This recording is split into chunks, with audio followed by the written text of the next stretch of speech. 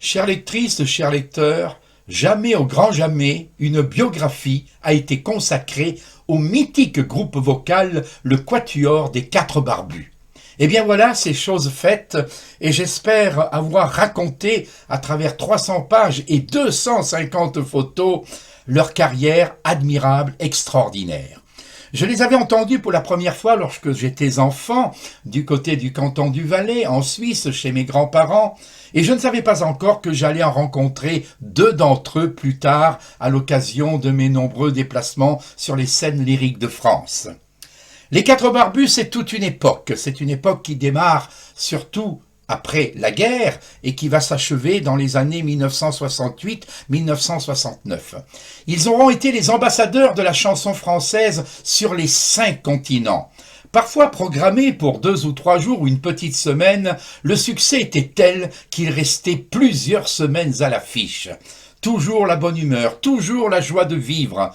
Les gens qui se rendaient au spectacle pour les voir avaient l'impression d'aller retrouver des copains pour passer une soirée.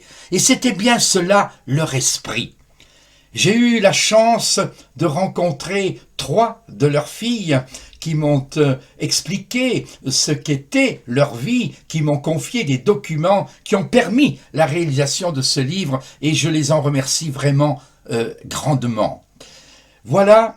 J'espère que cette aventure va vous plonger dans des années pas si lointaines où l'art vocal était poussé au plus haut niveau. Et je dois dire que ce quatuor a mené la qualité vocale à l'extrême.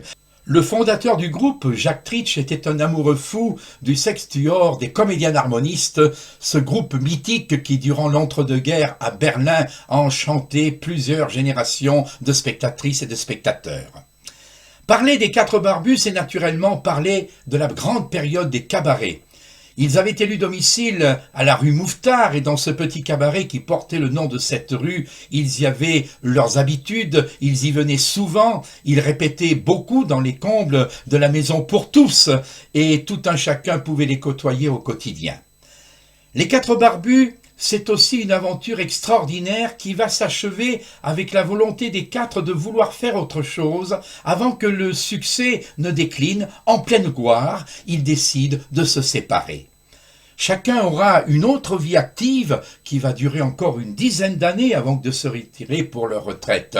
2 seront restaurateurs, un sera dans l'art de la photographie, portant cet art au plus haut niveau en assurant des expositions, et un autre sera au service des futurs retraités du monde du spectacle. C'est toute cette aventure que je retrace à travers ces pages.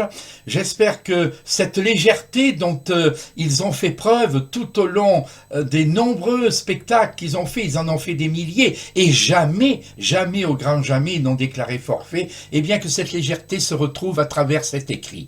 Je vous donne donc rendez-vous avec ce livre, Les Quatre Barbus, ambassadeurs de la chanson française.